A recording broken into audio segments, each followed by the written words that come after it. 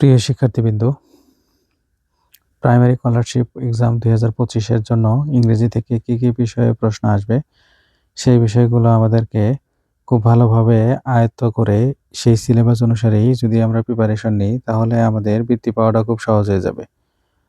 তো যারা আজকের এই ভিডিওটা আমার দেখছো তারা প্রাইমারি স্কলারশিপ এক্সাম 2025 এর ইংরেজি থেকে কোন বিষয়ে প্রশ্ন আসবে সেগুলো আমরা খুব ভালোভাবে জানতে পারবো। প্রথমেই একটি প্যাসেজ দেওয়া থাকবে, সেখানে read the text and answer the question 1, 2, 3। তার মানে 1 নাম্বার প্যাসেজটা পড়ে আমাদের 1, 2, 3 এর উত্তর করতে হবে। তো ফার্স্টে আমাদের যেটা আছে, ফার্স্ট 1 নাম্বার প্রশ্নে আছে কলাম এ এবং কলাম বি। এখানে বলা হয়েছে match the word in column A with the meaning in column B. তার মানে এতে যে শব্দগুলো দেওয়া আছে বিতে তার প্রতিশব্দ দেওয়া আছে, সিনোনিম দেওয়া আছে। সেই সিনোনিমের সাথে আমাদের এ কলামের যে শব্দগুলো আছে সেগুলোকে মিলাতে বলা হয়েছে। তার মানে আমাদের 1 নাম্বার প্রশ্নে সাধারণত ওয়ার্ড মিনিংই থাকবে। হয় নিজে লিখতে হবে, না হলে সিনোনিম নিজেকে লিখতে হবে, না হলে এখান থেকে খুঁজে বের করে তোমাদেরকে কলাম পূরণ করতে হবে। এরপরে আমরা যাব হচ্ছে 2 নাম্বার প্রশ্নে। 2 নাম্বার বলা হয়েছে make the meaningful sentence with the group of given word. তার মানে 2 নাম্বার প্রশ্নে বলা হয়েছে যে ওয়ার্ডগুলো দেওয়া হয়েছে সেই ওয়ার্ডগুলো থেকে একটি করে সেন্টেন্স তৈরি করতে হবে। এখানে ছাত্রের আমাদের যে সিনটা দেওয়া থাকবে প্যাসেজটা, সেখান থেকে সব যে ওয়ার্ড খুঁজে পাওয়া যাবে এবং বাক্য খুঁজে পাওয়া যাবে সেন্টেন্সটা এরকম না। সেখানে বেশ কিছু শব্দ দেওয়া থাকবে, হয়তো সেম শব্দ থাকতে পারে, কিন্তু ওয়ার্ড ও সেন্টেন্সটা আমাদের নিজেই তৈরি করে লিখতে হবে। তাহলেই একজন ছাত্র খুব সুন্দর করে অ্যান্সার করতে পারবে। এরপরে answer the following question in sentence. এরপরে বলা হয়েছে answer the following question in sentence. তার মানে 3 নাম্বার প্রশ্নে কিছু প্রশ্ন দেওয়া থাকবে, সেই প্রশ্নের উত্তরগুলো আমাদেরকে লিখতে হবে। এরপরে 4, 5, 6 এর জন্য আমাদের নাম্বারের জন্য read the text and answer the question.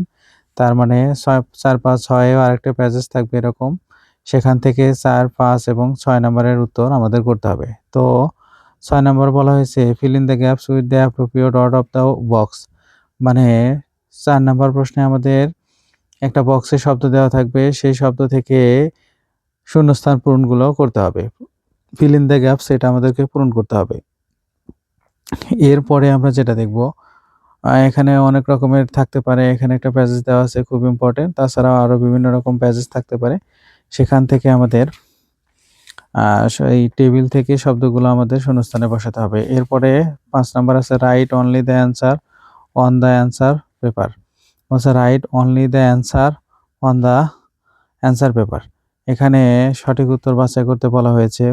সঠিক উত্তর বাছাই করার জন্য অনেক রকমের প্রশ্ন থাকবে, 4টা অপশন দেওয়া থাকবে।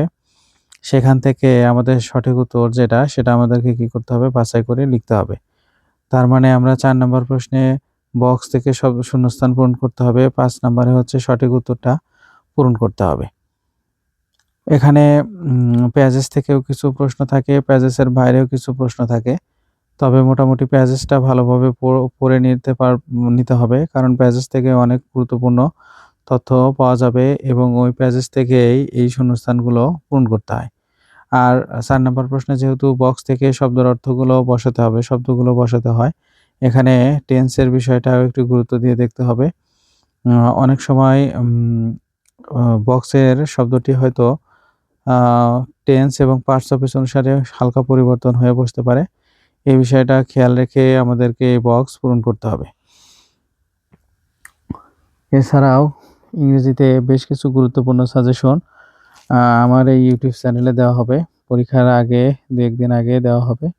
যারা এখনো পরীক্ষার প্রিপারেশন মোটামুটি গুছিয়ে ফেলেছো বৃত্তি পরীক্ষার জন্য, তারা এই ভিডিওটি সম্পূর্ণভাবে দেখতে পারো এবং খুব শীঘ্রই একটা মোটামুটি ভালো ধারণা দেওয়া হবে, যাতে খুব সহজে ভালো পরীক্ষা দেওয়া যায়। এরপরে 6 নম্বর প্রশ্ন বলা হয়েছে answer the following question in sentence. বলছে যে এই প্যাসেজ থেকে 6 নম্বর প্রশ্নের উত্তরটাও আমাদেরকে দিতে হবে। প্যাসেজে বেশ কিছু লাইন থেকে এখানে প্রশ্ন তৈরি করা হয়েছে, শুধুমাত্র প্যাসেজটি পড়লেই মোটামুটি ভালোভাবে এই 6 নম্বর প্রশ্নের উত্তরগুলো দেওয়া যাবে। তবে সাবজেক্ট এবং কিছু ভার্বের ব্যবহারটা একটু সচেতনভাবে করতে হবে, তাহলে আর কোনো সমস্যা থাকবে না। এরপরে আমরা যেটা দেখব 7 নম্বর কোশ্চেন বলা হয়েছে WH কোশ্চেন। এখানে 7 নম্বর প্রশ্নে আমাদের WH কোশ্চেন তৈরি করতে হবে। WH কোশ্চেন কিভাবে তৈরি করা হয় আমরা খুব ভালোভাবেই জানি। এখানে 7 নম্বর প্রশ্নে WH কোশ্চেন থাকবে। 8 নাম্বার বলা হয়েছে rearrange the given word in the correct order. তার মানে 8 নম্বর প্রশ্নে অনেকগুলো শব্দ দেওয়া থাকবে, সেখান থেকে সাজিয়ে আমাদেরকে সঠিক উত্তরটি তৈরি করতে হবে, সঠিক সেন্টেন্সটি তৈরি করতে হবে। Writing use the capital letter and punctuation mark বলা হয়েছে। 9 নম্বরে প্রনাউন্সিয়েশন থাকবে। পাঞ্চুয়েশন থাকবে এখানে 9 নম্বরে। এখানে আমাদেরকে সেমিকোলন, কমা এগুলো যে ব্যবহারে থাকে এগুলো ব্যবহার করতে হবে।